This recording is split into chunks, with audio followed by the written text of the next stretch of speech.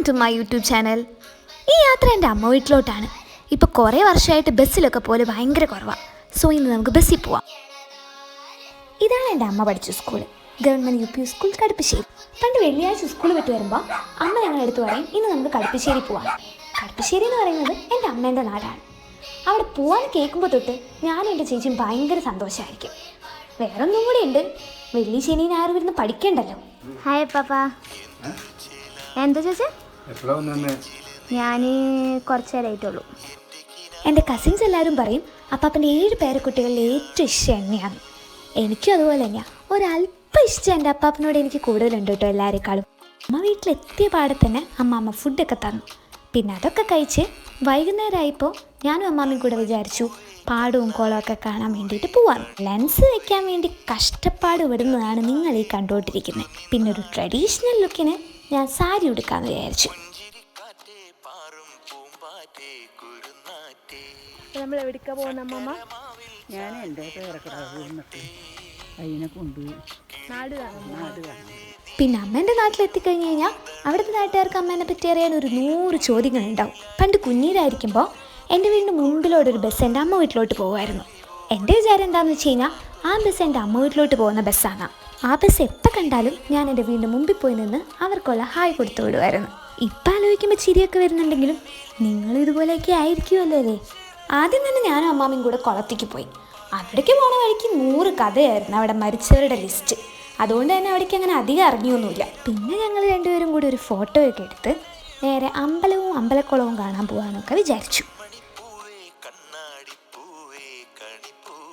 ഈ അമ്പലം Argentina fans Kattoorkadavu എന്ന മൂവിയിൽ എവിടെയോ കാണിക്കുന്നുണ്ടെന്നാണ് അമ്മാവ പറയുന്നത്. ഞാൻ പക്ഷെ ശ്രദ്ധിച്ചിട്ടൊന്നുമില്ല കേട്ടോ. വൈകുന്നേരമായി എന്ന് പറഞ്ഞാലും സൂര്യൻ നല്ല ഉദിച്ച് തന്നെ നിൽക്കുന്നുണ്ടായിരുന്നു. അതുകൊണ്ട് നല്ല വെയിലുണ്ടായി. പിന്നെ അമ്മാമ്മ ഇങ്ങനെ കത്തിയൊക്കെ അടിച്ച് നടക്കുന്നതുകൊണ്ട് അത്ര അങ്ങോട്ട് അറിഞ്ഞില്ല. പിന്നെ ഞാൻ വന്നതിൻ്റെ ഭാഗമായിട്ട് സൊസൈറ്റിയിൽ പോയിട്ട് അമ്മാമ്മ പാലൊക്കെ മേടിച്ച്.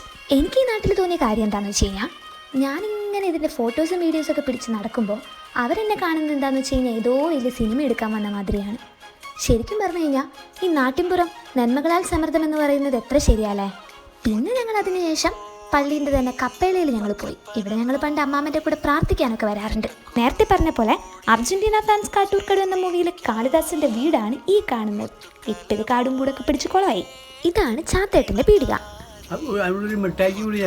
ഈ പീടിക പണ്ടെങ്ങനെയാണോ ഉള്ളത് അതേപോലെ തന്നെ അത്രേ ഇപ്പോഴും. ഇത് ടൊവിനോ തോമസിൻ്റെ പറമ്പാണെന്നൊക്കെ പറഞ്ഞു കേട്ടു, എനിക്കറിയില്ല കേട്ടോ. ഈ വിളിച്ചുകൊണ്ടിരിക്കുന്നതാണ് എൻ്റെ അങ്കിൾ സൗദിയിലാണെങ്കിലും ഞാൻ വീഡിയോ എടുക്കാൻ വേണ്ടിയെങ്കിലും അമ്മ വീട്ടിൽ വന്നല്ലോ എന്നുള്ളതാണ് അങ്കിളുടെ സന്തോഷം. പണ്ട് ബസ്സിന് ഹായ് കൊടുത്ത് വിടുന്ന പോലെ ഏതെങ്കിലും പ്ലെയിൻ മേലോടെ പോകുന്നത് കണ്ടു കഴിഞ്ഞാൽ അങ്കിൾ പ്ലെയിനിലാണ് എപ്പോഴും ഇരിക്കുന്നതെന്ന് വിചാരിച്ച് പ്ലെയിനും ഹായ് കൊടുക്കുന്ന മണ്ടത്തരങ്ങൾ എനിക്കുണ്ടായിരുന്നു.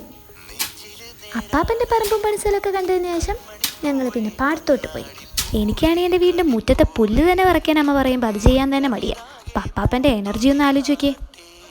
എപ്പോഴൊക്കെ അമ്മ വീട്ടിൽ വന്നാലും ഈ സ്ഥലം ഞങ്ങൾ മിസ്സാക്കാറില്ല. പണ്ട് വെക്കേഷനൊക്കെ വീട്ടിൽ നിൽക്കാൻ വരുന്ന സമയത്ത് കൊയ്ത്തുകാലാണെന്നുണ്ടെങ്കിൽ നെല്ലിങ്ങനെ കൊയ്യുന്നതും കറ്റ മെതിക്കുന്നതൊക്കെ കാണാറുണ്ടായിരുന്നു. പക്ഷെ ഇപ്പം അതൊന്നും കാണാൻ പറ്റിയില്ല കേട്ടോ. ഇങ്ങനെ അമ്മയൊക്കെ പറഞ്ഞ് കേട്ടിട്ടുണ്ട്. എനിക്ക് 1 വയസ്സ് 2 വയസ്സുകളൊക്കെപ്പോൾ എൻ്റെ അപ്പാപ്പനിങ്ങനെ എന്നെ ഞങ്ങളെ കാണാനൊക്കെ വീട്ടിലേക്ക് വരും. അപ്പാപ്പനെ കണ്ടു കഴിഞ്ഞാൽ അപ്പം ഞാൻ ബഹളം വെച്ച് കടുപ്പശ്ശേരി പോകണമെന്ന് ബഹളം വയ്ക്കും. അങ്ങനെ അപ്പാപ്പനാണെങ്കിലോ എന്നെ കൊണ്ടുപോകാതിരിക്കാനും പറ്റത്തില്ല.